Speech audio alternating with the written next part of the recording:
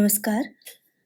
हम मनोविश्लेषणवाद पर बात कर रहे हैं और मनोविश्लेषणवाद जैसा कि हम जानते हैं कि मनुष्य के मन का विश्लेषण करता है और आधुनिक काल में जब हम देखते हैं तो हिंदी साहित्य और मनोविश्लेषण का परस्पर संबंध स्पष्ट परिलक्षित होता है और मनोविश्लेषण का साहित्य पर गहरा प्रभाव पड़ा है और हिंदी साहित्य के जो विविध रूप हैं, उसमें मनोविश्लेषण के विचार और सिद्धांत मिलते हैं। हम हिंदी उपन्यासों की बात करें, हिंदी कहानियों की बात करें, नाटकों की बात करें, वहाँ पर मनोविश्लेषण के विचार और सिद्धांत किसी न किसी रूप में मिलते हैं और इस प्रकार स्पष्ट है कि मनोविश्लेषणवाद जो है मानव मन के विश्लेषण की मनोवैज्ञानिक पद्धति है।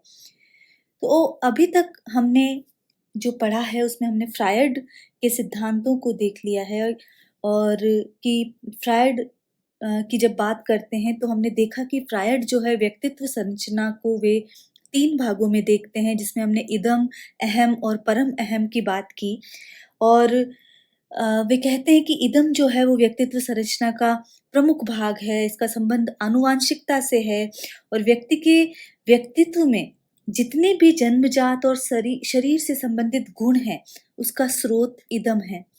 इदम मानव मन का अचेतन भाग है। इदम शारीरिक सुख के लिए कार्य करता है, वह आनंद चाहता है, उसे सही गलत का कोई ज्ञान नहीं होता, वह अनैतिक, अतार्किक होता है। ये सारी बातें हमने देख चुके थे।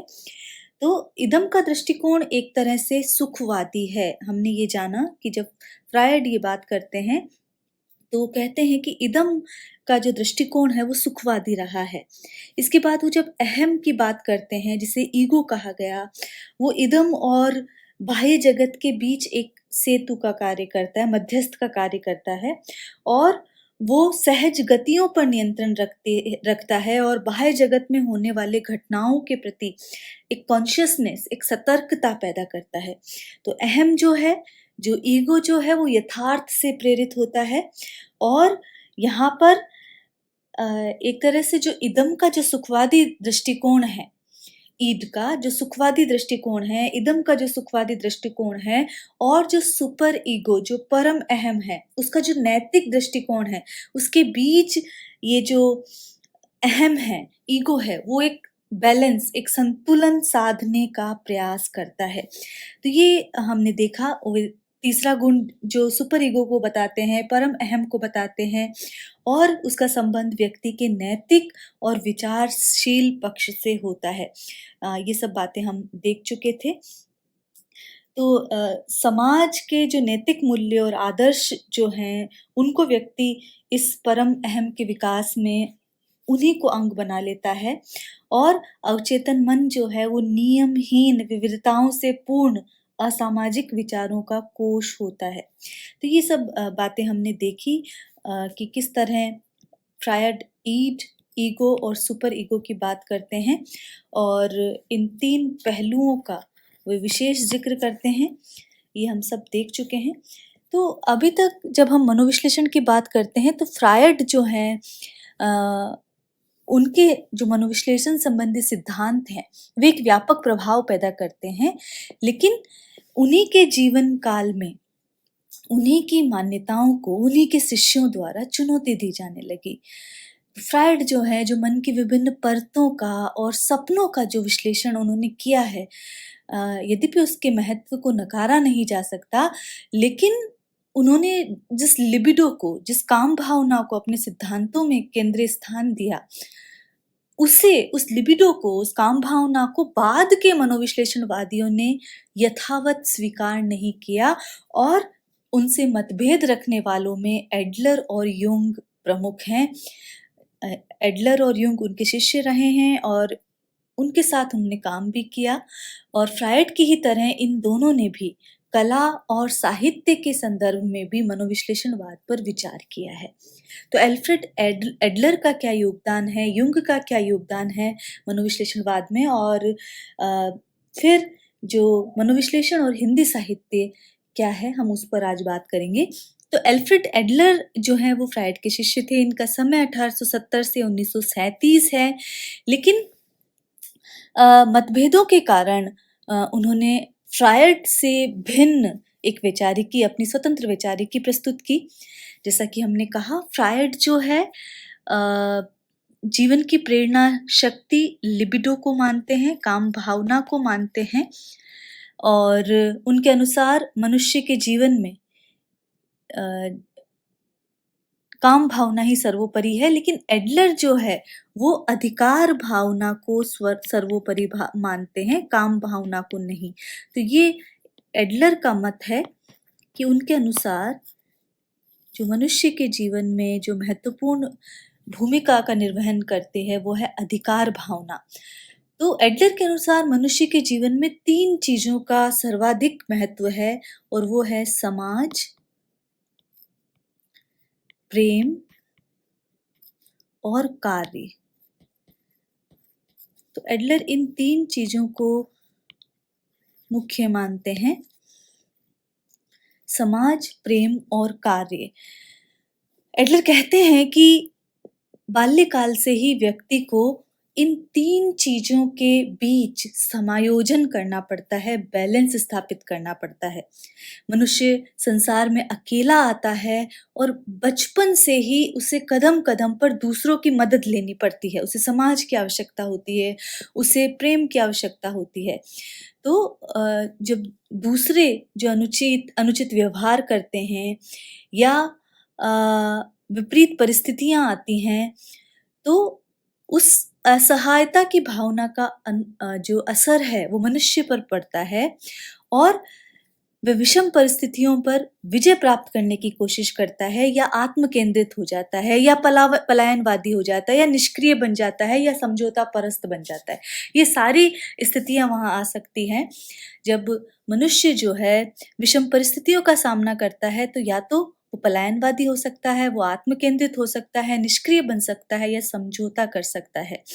तो एडलर यहाँ पर कहते हैं कि मनुष्य के विकास में सबसे महत्वपूर्ण भूमिका वे समाज को बताते हैं, बहुत महत्वपूर्ण भूमिका बताते हैं समाज की। इसीलिए हम कहते हैं जैसा परिवेश होगा, जैसा समाज होगा, वैसे ही सभ्यताएं विकसित होती हैं। तो ये कतई मुमकिन नहीं है एडलर के अनुसार कि मनुष्य समाज से निरपेक्ष होकर जीवन व्यतीत करें। तो मनुष्य के जीवन से जुड़ी सभी तरह की इच्छाएं, प्रेरणाएं, समस्याएं समाज सापेक्ष होती हैं। मनुष्य की इच्छाएं समाज सापेक्ष होती हैं, वो ये तथ्य स्थापित करते हैं। और जब वो बात करते हैं तो मनुष्य अपनी जीवन पद्धति का विकास अहम भावना और समुदाय भावना दोनों से करता है।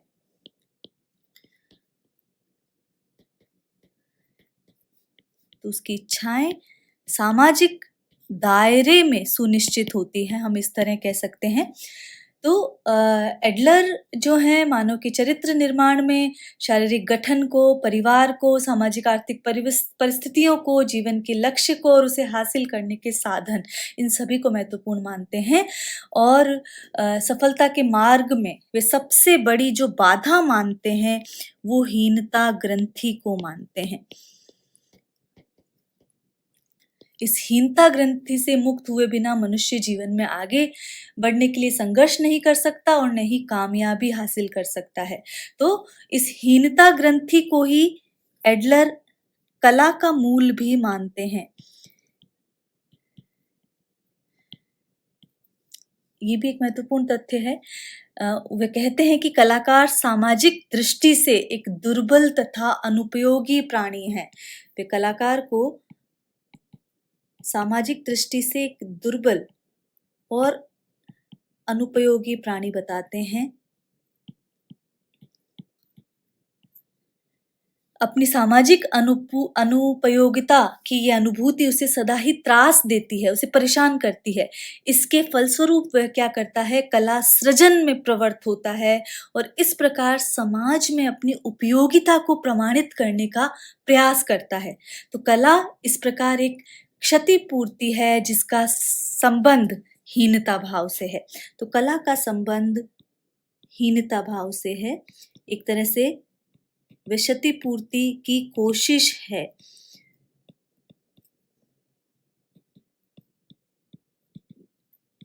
अनुपयोगिता को उपयोगिता में बदलने का एक प्रयास है, ये एडलर कहते हैं।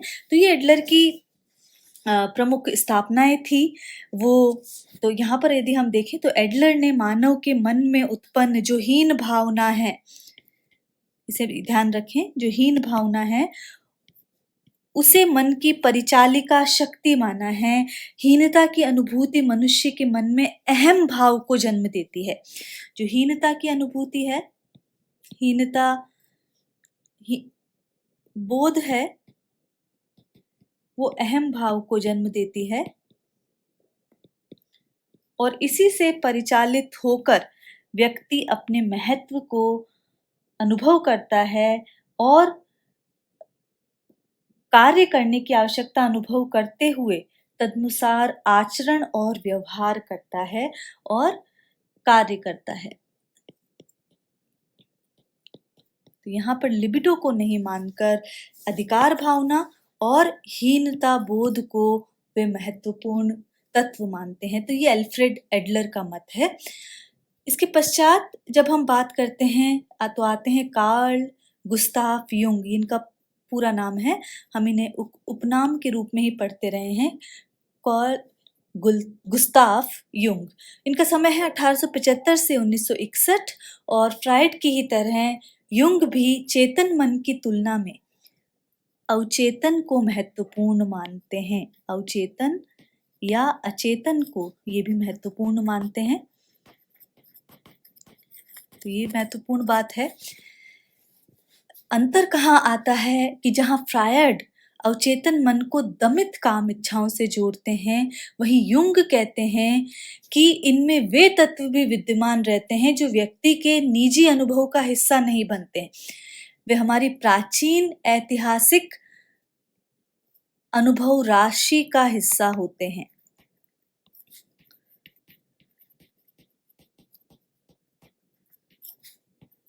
ये बात भी वो कहते हैं कि केवल निजी अनुभव ही नहीं, जो विरासत परंपरा से जो आते हैं प्राचीन ऐतिहासिक अनुभव, वो भी शामिल होते हैं।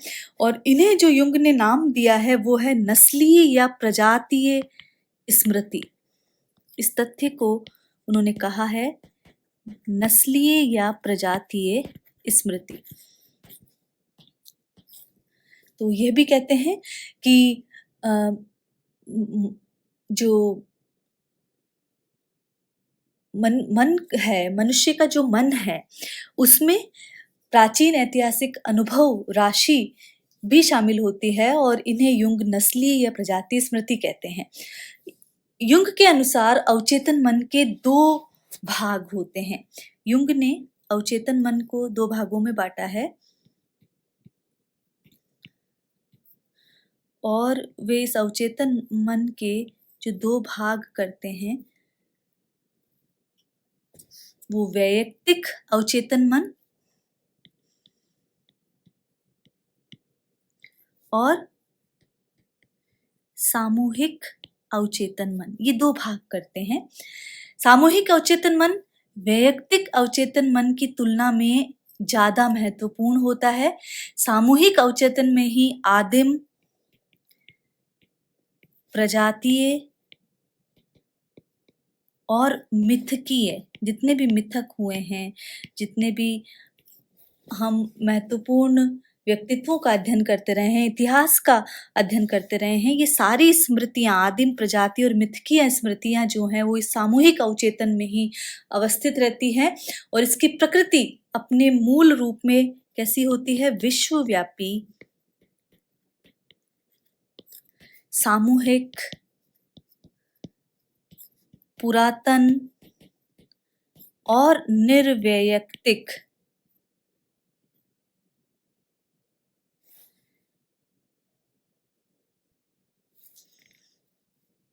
सामूहिक, पुरातन और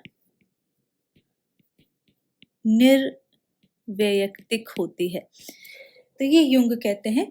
तो युंग जो है कला सृजन को वैयक्तिक और सामूहिक अवचेतन मन दोनों से जोड़कर देखते हैं, वे कला के मूल में एक प्रकार का द्वंद्व स्वीकार करते हैं, जो एक स्तर पर उसे अपनी वैयक्तिक आकांक्षाओं की तुष्टि के लिए उत्प्रेरित करता है और दूसरे स्तर पर उसे समस्त जो मानवता है उसकी अभिलाषाओं की पूर्ति के सृजन के लिए भी ललकारता है।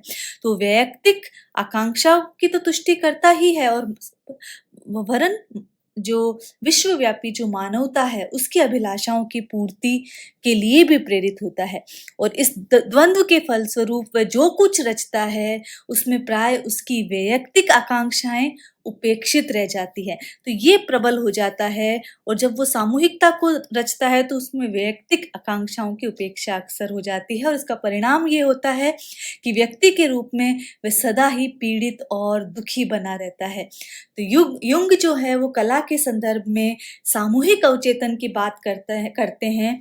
इसका संबंध सभी से होता है। ये सामूहिक अवचेतन ही कलाकार को एक ऐसी उद्दाम सृजन प्रेरणा से परिचालित करता है जो कलाकार व्यक्ति के मन की आकांक्षाओं का प्रतिरूप बनकर संपूर्ण प्राणी मात्र की आकांक्षाओं को तृप्ति प्रदान करता है। तो कार्ल गुस्ताव युंग जो है वो अवचेतन को महत्वपूर्ण मानते हैं और इस अवचेतन के वो वैयक्तिक और सामूहिक अवचेतन दो भेद करते हैं और ये सामूहिक अवचेतन ही कलाकार को उद्दाम सृजन प्रेरणा से परिचालित करता है जिसमें उसकी वैयक्तिकता उपेक्षित हो जाती है और वो प्राणी मात्र की आकांक्षाओं को तृप्ति प्रदान करने में समर्थ होता है। तो ये कार्ल गुस्ताव युंग का मत है जो हमने जाना, जो कि महत्वपूर्ण है। तो जब युंग की हम बात करते हैं तो वहाँ पर उन्होंने वैयक्तिक और सामूहिक अचेतना की बात की है, अवचेतन की बात की है और इस प्रकार हम देखते हैं कि अचेतन मन की जो सर्वाधिक प्रबल भावना फ्रायड के अनुसार काम होती है, कामेच्छा के पर्याय के रूप में मानते हैं।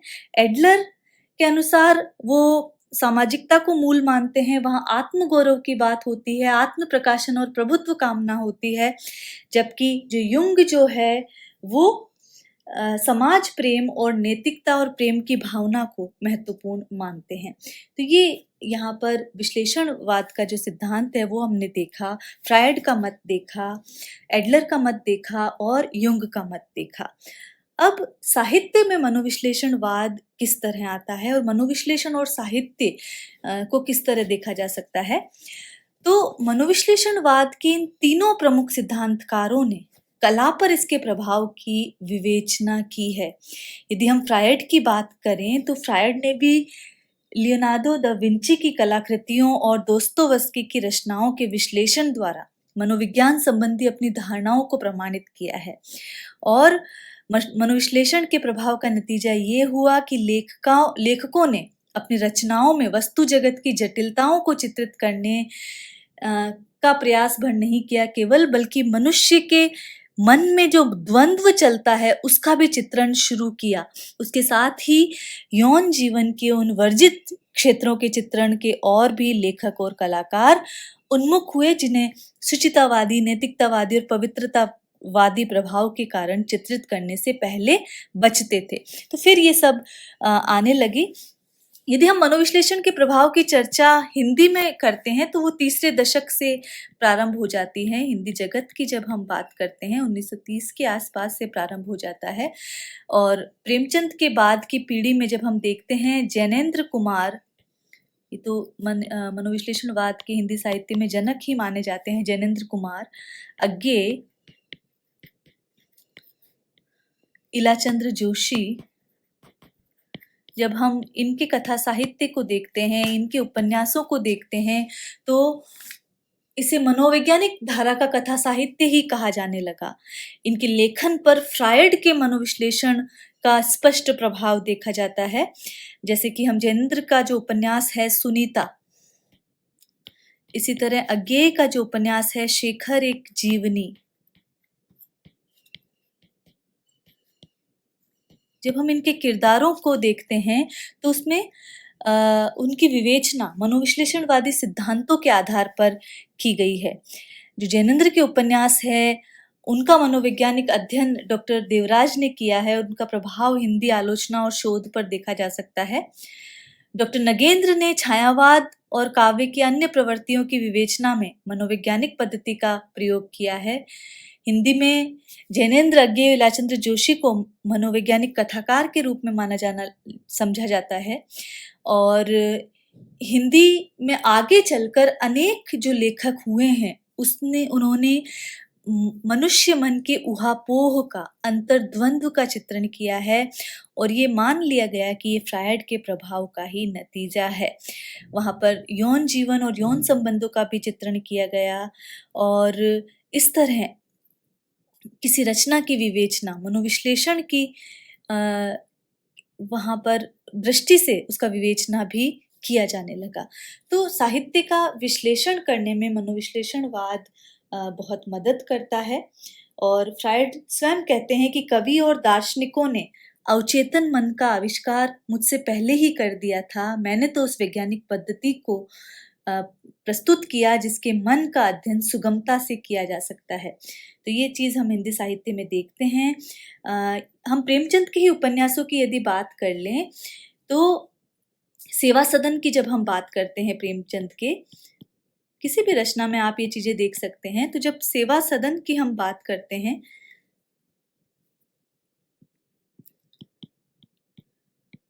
जो उपन्यास है उनका महत्वपूर्ण, और उसमें जब सुमन के विवाह से पूर्व जो पिता है वो दारोगा कृष्णचंद्र को सुमन के विवाह के लिए पैसे की आवश्यकता होती है तो वो रिश्वत लेने के लिए विवश हो जाता है। लेकिन अहम को परिणाम से डर था और परम अहम को अपने नैतिक आदर्शों से गिर जाने का दुख, जिससे उनके मन में अंतर्द्वंद्व उत्पन्न हो जाता है। तो वो वहां पर ये अंतर्द्वंद्व देखने को मिलता है। इसी तरह गोदान का जो नायक है, प्रेमचंद के ही उपन्यास गोदान का जो मुख्य नायक कौन है, होरी है, वो भी वहां पर मर्यादावादी किसान था। होरी अपने आदर्शों और संस्कारों के प्रति दृढ़ दिखाया गया है, लेकिन यथार्थ के कारण उसके मन में अहम और पराअहम का द्वंद्व उत्पन्न होने लगता है। होरी का भाई जेल जाता है क्योंकि वह होरी की गाय को विष दे देता है और अपने भाई के जेल चले जाने के पश्चात उसे उसके परिवार की देखभाल करने पड़ती है, जिसके कारण होरी को विरोध और प्रताड़ना सहना पड़ता है। तो यहाँ पर भी उसका जो द्वंद्व है वो दिखाई देता है। तो गबन में ये द्वंद्व देख सकते हैं इनके उपन्यासों में, प्रेमाश्रम में भी ये द्वंद्व देखने को मिलता है। इसी तरह उनका उपन्यास निर्मला है उसमें भी देखने को मिलता है। और यदि हम कहानियों की बात करें तो कहानियों में ईदगाह कहानी में स्पष्ट दिखता है, सत्याग्रह में, जुलूस, कई कहानियों का हम जिक्र कर सकते हैं, आहुति, सभी में मनोवैज्ञानिकता का चित्रण हुआ है। जैनेन्द्र के उपन्यासों की हमने बात की तो जैनेन्द्र के उपन्यासों में आत्मपीड़न का चित्रण हुआ है। और इसी तरह अन्य उपन्यासकारों की हम बात करें तो जैनेन्द्र की कहानियों की बात करते हैं तो वहां पर व्यक्तित्व की मानवीय दुर्बलताओं का वैज्ञानिक चित्रण होता है। तो इस प्रकार अनेक जहां पर भी मानव मन का, जितनी भी रचनाओं का आप अध्ययन करेंगे वहां मानव मन की ऊहापोह का चित्रण है, नैतिक अनैतिकता के बीच का जो द्वंद्व है, उसकी आकांक्षाओं और समाज की आकांक्षाओं के बीच का जो द्वंद्व है, जब ये विविधतापूर्ण जीवन का चित्रण वहां पर होता है तो वो मनोविश्लेषणवाद है। इसी तरह अज्ञेय जो है वो भी विविधतापूर्ण जीवन का अनुभव और विश्लेषण करते हैं, चाहे कहानी हो या उपन्यास। और वहां पर अज्ञेय के उपन्यासों में हम मनोवैज्ञानिक व्याख्या देखते हैं पात्रों की, और अज्ञेय का जो कथा साहित्य है वो मानव मन की अनुभूतियों की अभिव्यक्ति है। तो शेखर एक जीवनी का प्रमुख पात्र, जब हम शेखर देखते हैं तो उसके अंतर्मन के विविध रूपों का वहां बहुत ही प्रभावी तरह से मनोवैज्ञानिक चित्रण हुआ है। कहीं पर हम असहमत हो जाते हैं, उसकी नैतिकता अनैतिकता के धुर विरोधी हो जाते हैं। तो इस तरह वहाँ शेखर का जो चित्रण किया गया है, उसके बाल मन से लेकर इसके युवा मन तक की जो विभिन्न जो वृत्तियां हैं उसका जो चित्रण अज्ञेय ने किया है वो बहुत प्रभावी ढंग से किया है। और किस प्रकार मनोवैज्ञानिक दुर्व्यवहारों से उत्पन्न विकार वहां पर होते हैं, उनका सूक्ष्म विश्लेषण यहाँ पर किया है। शेषवकालीन चेतना का विश्लेषण है और उसका युवा मन का जो अध्ययन है वो भी वहां पर प्रस्तुत किया है।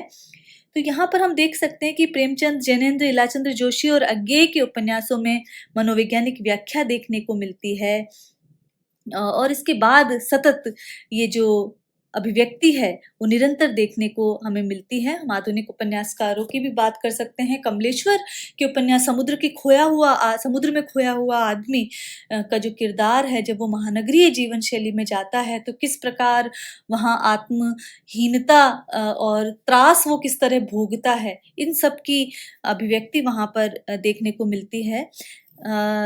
बहुत सारे उपन्यासों में ये अभिव्यक्ति मिली है। अभी हम जो रेत समाधि की बात करते हैं वहाँ पर भी मानव मन की जो गुंजलकें हैं उसे सुलझाने का प्रयास किया गया है। तो साहित्य में जो मनोविश्लेषणवाद है वो मानव मन का विश्लेषण करता है और इसके अंतर्गत मनुष्य के अंतर्द्वंद, मानसिक पीड़ा, आंतरिक संघर्ष को जो वो परखता है और उसे अभिव्यक्त करता है। तो यहाँ पर जो फ्रायड के अनुसार यदि माने तो फ्रायड ने काम भावना के साथ अचेतन और अवचेतन मन और मनोग्रंथियों को महत्वपूर्ण अवधारणा के रूप में स्वीकारा, तो एडलर ने मानव जीवन की प्रेरक शक्ति के रूप में आत्मचिंतन को स्वीकार किया और युंग सामूहिक स्तर पर भाव प्रतिभा को मानव स्वीकृति से जोड़ते हैं। तो इस प्रकार हम देखते हैं कि जिस प्रकार दर्शन ने साहित्य जगत को मनोविज्ञान दिया, उसी प्रकार मनोविज्ञान ने भी मनुष्य को मनोविश्लेषण की पद्धति प्रदान कर एक लोक हितकारी परिदृश्य से जोड़ा। तो इस प्रकार साहित्यकारों ने समाज की विषमता, यथार्थ और मानसिक अंतर्द्वंद के साथ मनोवैज्ञानिक रूप को स्वीकार किया है और उसे साहित्य में स्थापित किया है और मन का विश्लेषण करने का प्रयास किया है। तो ये मनोविश्लेषणवाद है जिसकी साहित्य में महत्वपूर्ण भूमिका है और मनोविश्लेषणवाद की यही साहित्यिक उपयोगिता है जिसका उपयोग हिंदी के कतिपय साहित्यकारों ने अपने साहित्य में किया है। निर्वासित, जिप्सी, सन्यासी, पर्दे की रानी, इन सभी रचनाओं में हम इनका प्रयोग देख सकते हैं, जिनकी सहायता से वे मानव मन के उस रुग्ण अंग का उपचार करके व्यक्ति को स्वस्थ बनाने पर बल देते दिखाई पड़ते हैं। तो मनोविश्लेषण के माध्यम से वे मनुष्य के मन के अंतरतम में प्रवेश करते हैं और उसमें दबी विकृतियों एवं ग्रंथियों की निर्ममता से एक तरह से चीर-फाड़ कर देते हैं और समाज के सम्मुख उसका यथार्थ चित्रण प्रस्तुत करते हैं। तो ये उपयोगिता है। तो साहित्य में जब पात्रों के अंतर्मन में निहित कुंठाओं, हीनताओं को सामने लाकर उनके व्यवहार का विश्लेषण करने की अद्भुत पद्धति हम देखते हैं और यही व्यक्ति के असामान्य व्यवहार का प्रेरक और उसकी विकृतियां क्या उसे जानने की कोशिश करते हैं। तो यही मनोविश्लेषणवाद है जिसे हम साहित्य के संदर्भ में जानते हैं। मेरे ख्याल से मनोविश्लेषणवाद से संबंधित जो भ्रांतियां हैं, जो प्रश्न है, वो आपके स्पष्ट हो गए होंगे। और कौन सी रचनाएं मनोविश्लेषणवाद से प्रभावित हैं, मैंने प्रेमचंद परंपरा की बात की, आधुनिक उपन्यासकारों में भी वे मिलती हैं और इनका जिक्र हम करते रहेंगे। तो मनोविश्लेषणवाद पर बात हम यहीं पर समाप्त करते हैं। आज के लिए इतना ही। नमस्कार।